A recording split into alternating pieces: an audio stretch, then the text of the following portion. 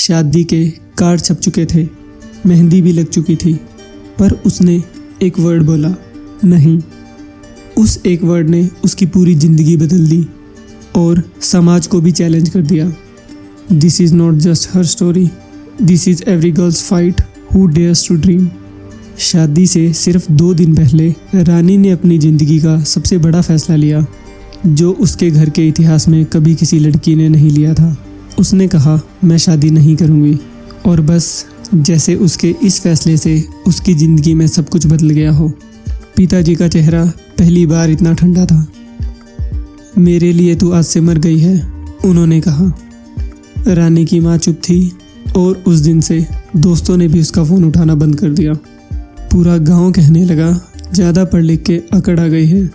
चारों तरफ से उसे एक ही आवाज़ सुनने को मिली, तू गलत कर रही है।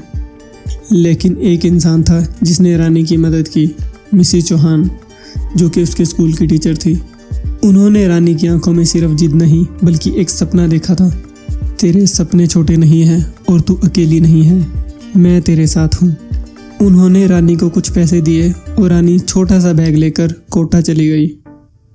वहाँ पे रानी दिन में ट्यूशन, शाम को मेहंदी, वीकेंड में आंसर शीट चेकिंग, जो काम मिलता वही कर देती थी। हॉस्टल में 3 लड़कियाँ, 1 कमरा, 2 लाइट बल्ब्स और एक सपना, डॉक्टर बनने का। कभी कभी रानी ये सब कुछ याद कर कर चुपके से रो देती थी। एक छोटी सी डायरी थी रानी के पास, जिसमें लिखा था, मैं उन सबको गलत साबित करूँगी जो कहते हैं कि लड़कियाँ कुछ नहीं कर सकती। 2 साल तक सेम रूटीन, सुबह ट्यूशन, दिन में कॉलेज, रात को मेहंदी और कभी कुछ एक्स्ट्रा रूटीन वर्क। रानी 2 बार नीट में फेल हुई। हर बार सोसाइटी ने बोला, देखा, इसीलिए लड़कियों को ज़्यादा सपने नहीं देखने चाहिए। लेकिन रानी की डायरी में एक छोटी सी लाइन और भी लिखी थी, गिर के भी ना रुकने वाले ही असली विनर्स होते हैं। 3rd अटेम्प्ट में रानी ने नीट क्रैक कर दिया, MBBS में एडमिशन। और जब उसने पहली बार वाइट कोट पहना तो सिर्फ उसका सपना पूरा नहीं हुआ, उसकी एक नई पहचान भी बनी। MBBS पूरी करने के बाद रानी अपने गांव में वापस आई। वो जगह जहां उसकी शादी होने वाली थी, वहां पे आज फ्री हेल्थ कैंप लगाया गया और गांव के सब लोग लाइन में थे, उसी रानी से चेकअप करवाने के लिए जिसे वो कभी बोलते थे कि ये कभी कुछ नहीं कर पाएगी। रानी के दादाजी, जिनके लिए वो कभी ना कटवाने वाली लड़की थी, आज वो बोल रहे थे, ये मेरी पोती है। और आज गांव का हर इंसान अपने बच्चों को रानी के जैसा बनने के लिए बोल रहा था। ये सब देखने के बाद रानी की आंखों में आंसू थे, लेकिन उन आंसुओं में हार नहीं, एक कहानी छिपी थी, उसकी जीत की कहानी।